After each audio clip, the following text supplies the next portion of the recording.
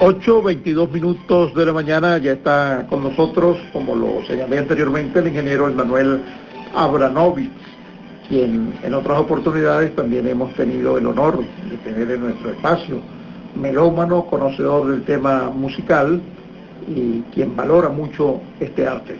Por esta razón lo tenemos aquí, ya que viene a invitarnos para un conversatorio que va a tener lugar dentro de unos 12 días más o menos, que tiene por título Las minorías en la música del siglo XX.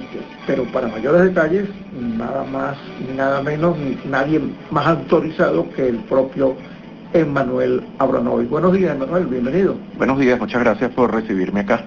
Bueno, te comento, la charla se llama Las minorías en el siglo XX y originalmente era un estudio que yo había hecho acerca de la presencia de los judíos en el rock.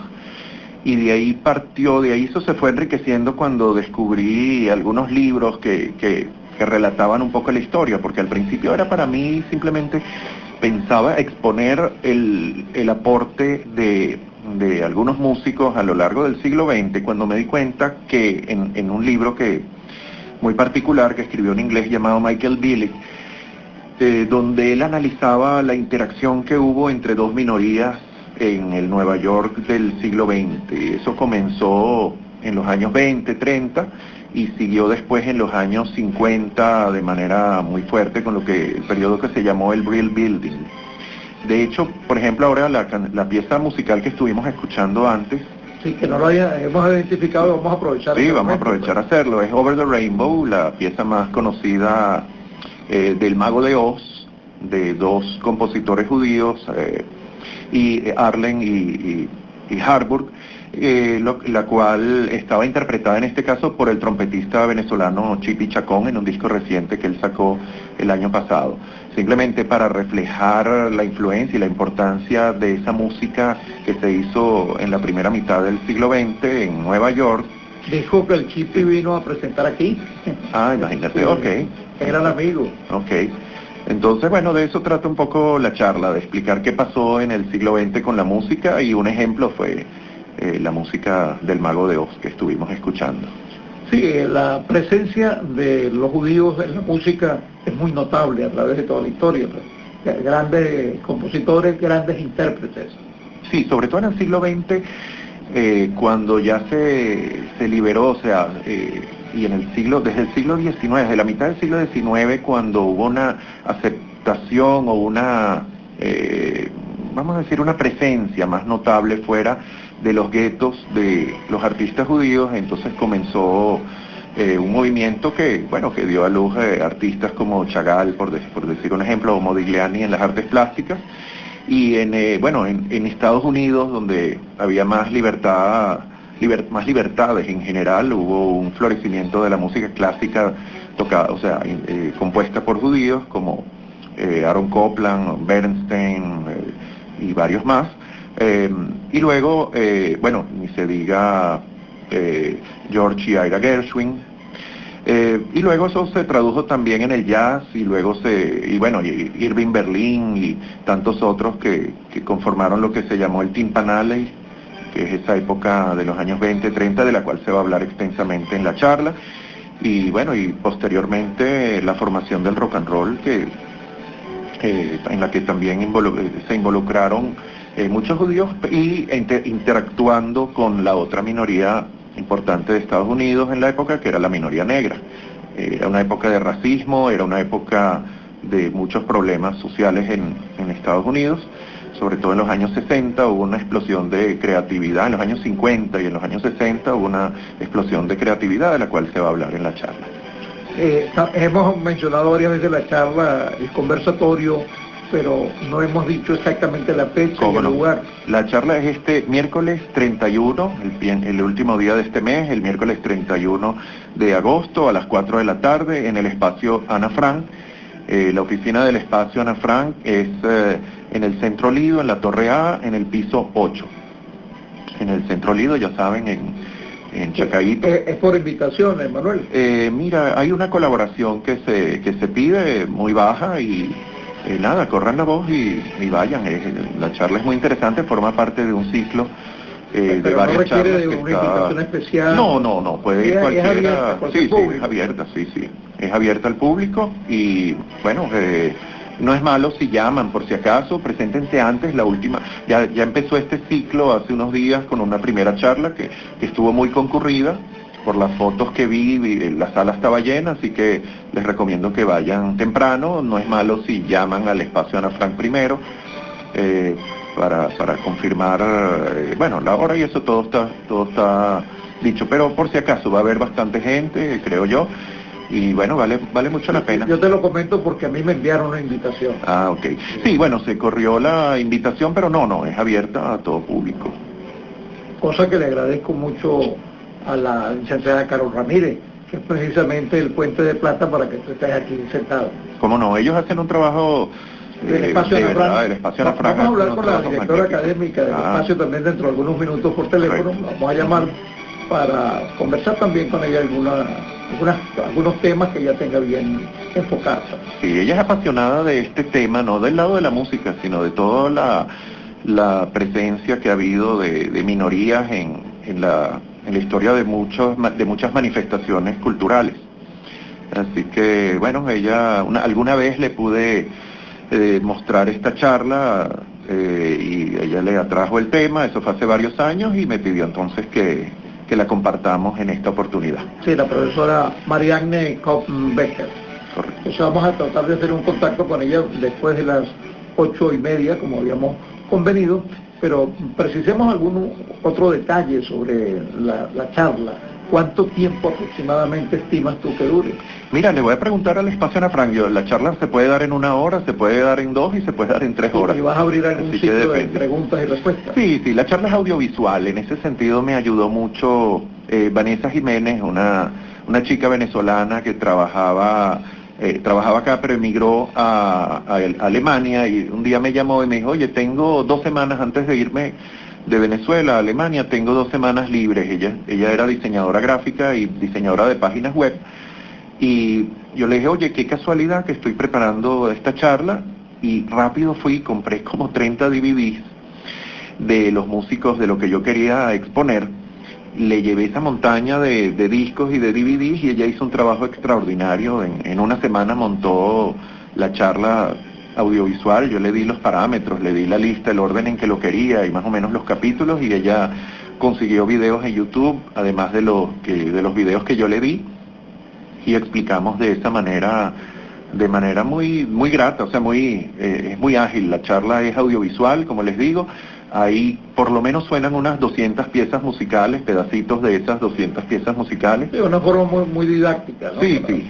Y bueno, para que melómano no entendido no se pueda conectar con el tema. Pues. Claro, correcto. Entonces, por decirte un ejemplo, la última vez que la vi, o la penúltima vez, estaba en el auditorio Jerry Whale, y Jerry Whale interpreta la pieza Summertime continuamente. Muy famosa. Summertime debe ser la pieza más sonada en esta emisora, estoy seguro, porque es la pieza más versionada del jazz.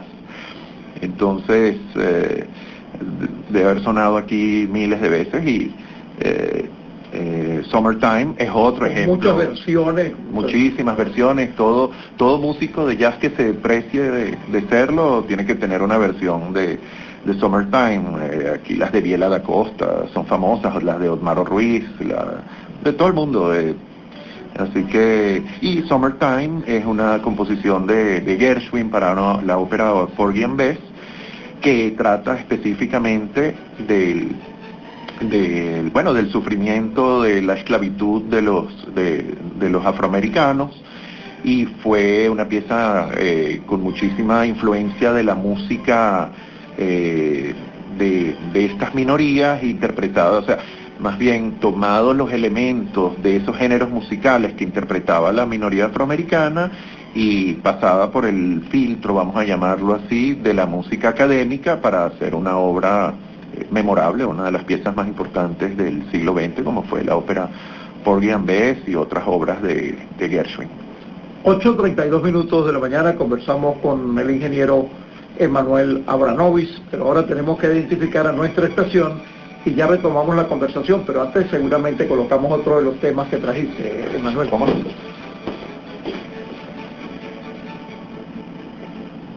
Identificamos la emisora, amigo Hidalblis, de la mañana, y escuchemos un nuevo tema, un tema que todos van a reconocer inmediatamente, que creo que no hace falta anunciarlo, pero vamos a decir, es White Christmas, ¿en versión de quién?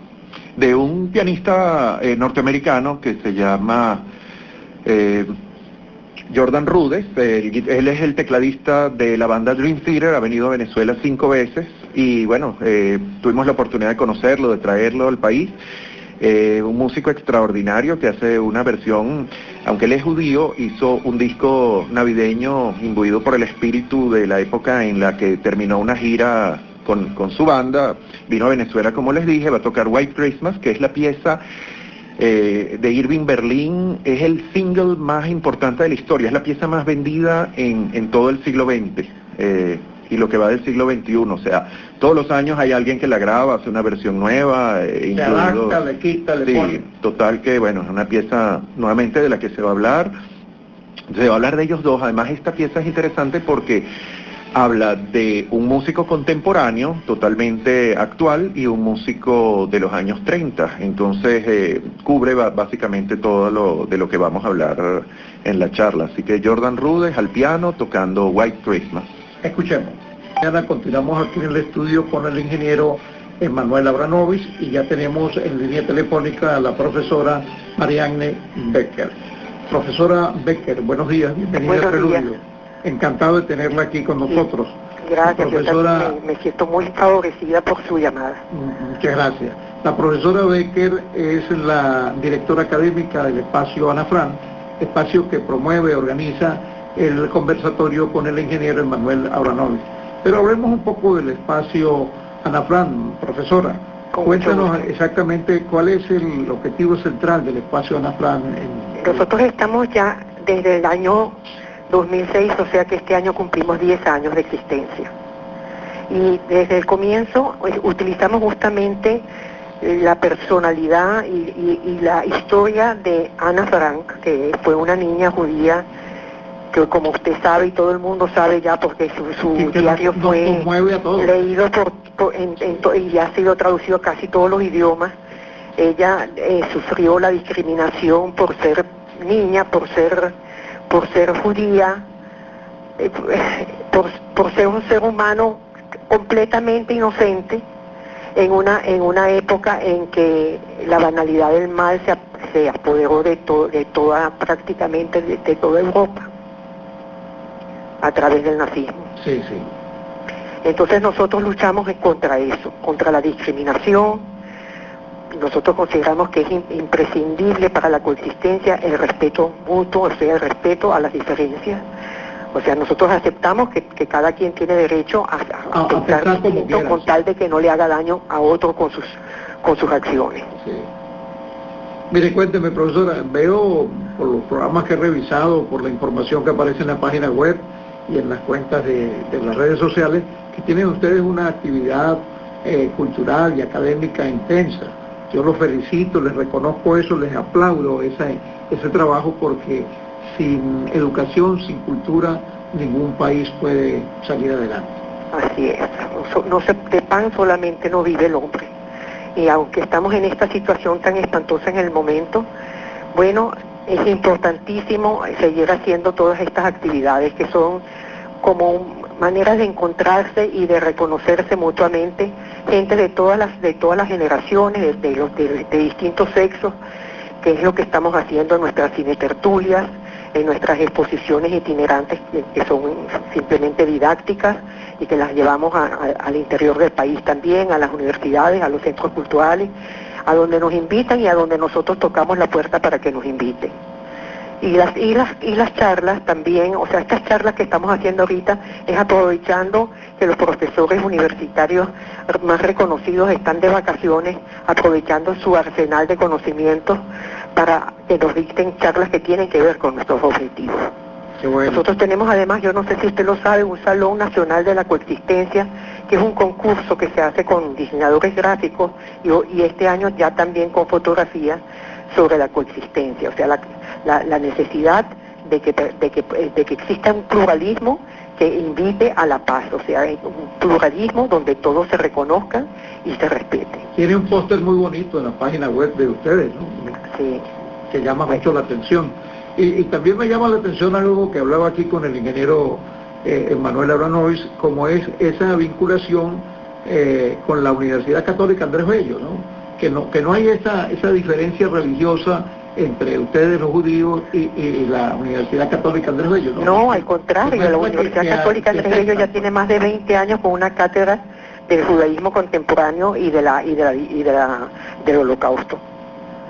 Y el profesor el Carlos de Armas es el que ha dirigido todo este tiempo esa cátedra.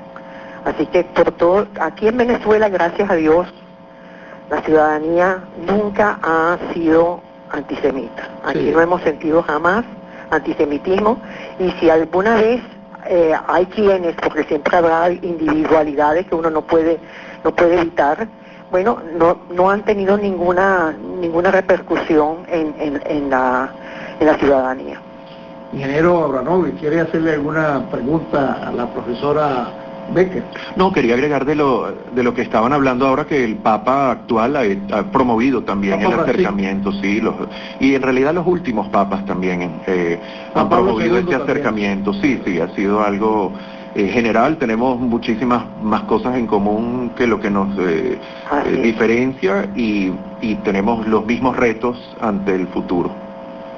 Y es el mismo Dios el que nos une. Exactamente. Y bueno, y le agradezco a Mariana esta invitación que me hizo. Yo no estoy incluido entre esos profesores universitarios, pero sí... Pero eres un especialista y un erudito. Bueno, una persona que sabe muchísimo de lo que vas a hablar. Sí, un erudito completo. Quería decirles que aparte de esta conferencia que estaba esperando todo el mundo, que va a dictar Emanuel, tenemos también unas conferencias excelentes que tienen que ver con la actualidad. Por ejemplo, hay una sobre el fascismo del siglo XXI, que es de Jonas Spurua, que está reconocido, además por la radio, muy conocido. Después tenemos también dos conferencias del profesor Humberto Valdivieso, que también es de la Universidad Católica Andrés Bello, que va a hablarnos justamente de la imagen, de la imagen y del signo y del símbolo en los sistemas, en los regímenes políticos, cómo se han aprovechado de eso. Y después tenemos también una conferencia que va a dictar Carlos Armando Figueredo sobre la vigencia de los derechos humanos y sobre la Corte Penal Internacional, que también es importantísimo hacer un análisis ahora hasta qué punto ellos están realmente haciendo su labor, y si no la está haciendo, ¿por qué no la pueden hacer como es debido? Sí, señor. Quienes deseen mayor información y la precisión de los días, las horas, los sitios donde se van a dictar estas conferencias, donde va a estar esta actividad académica, puede visitar la página de la lo consigue en el espacio Ana Fran, ¿no? Sí, lo puede buscar en el blog y en Twitter. En las redes sociales también. Estamos en las redes con todos los nombres, incluso con un resumen como para que la gente sepa de qué se trata cada uno de esos títulos. Y esto es en este mes, que ya empezamos con una maravillosa conferencia sobre la vigencia del texto de Ana Frank. Qué bueno. Que realmente el profesor Ricardo Ramírez, que de verdad fue algo extraordinario la semana pasada, y seguimos adelante hasta mediados de septiembre. Bueno, profesora, los micrófonos de Play 95.5 y de nuestro espacio Preludio, para que reitere la invitación para la conferencia del ingeniero Abranovich y de todas las actividades del espacio Ana Fran. Con muchísimo gusto vamos a hacer todo lo posible para que sea escuchada esa conferencia en todas partes. Muchas gracias por su participación aquí en Preludio. Al contrario, Becker. Muchas gracias a ustedes por haberme invitado. Sí, señores. 8:49 minutos de la mañana. Que tenga un feliz domingo. Gracias, igualmente. Hasta luego. Mariana Becker, directora académica del espacio Ana Fran. Continuamos aquí en el estudio con el ingeniero Abranovich a las 8:50 minutos de la mañana. ¿Sí? Tenemos otra selección musical. Sí, la selección musical que sigue es Neil Diamond, el famoso cantante y compositor. Él en los años 60, a comienzos de los 60, formó parte de lo que se llama el Brill Building, que fue, como te comenté, una de las etapas musicales de las cuales vamos a hablar en la charla, y hace una versión de un músico no anterior a él, como hemos visto en las dos piezas musicales anteriores, sino un músico posterior a él en cierta manera, de los años 80, de Leonard Cohen, una pieza muy famosa hoy en día, Aleluya. Escuchémoslo entonces. Continuamos presentándoles Preludio por 95.5 Play FM y Germán Alirio Chacón. 8:55 minutos de la mañana, ya cerrando la entrevista con el ingeniero Emanuel Abranovich. Acabamos de escuchar un hermoso tema, Aleluya. Sí, Aleluya.